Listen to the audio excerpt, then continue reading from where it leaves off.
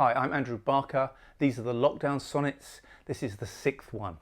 It's called The Stage for Important Activities 2, because I like the title, The Stage for Important Activities. Okay.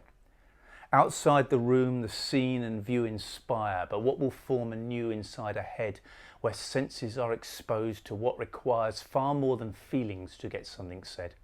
The stimulus, specific scenery, entangled with event-fueled atmosphere, creating expectations, all agree artistic transport can be taken there.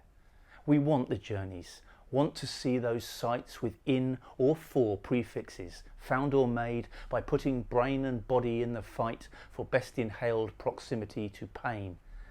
This zeitgeist writer saint comes petrified. Who knows the challenge found when caged inside?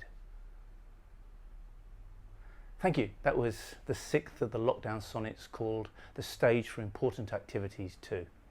I'm Andrew Barker. Thank you.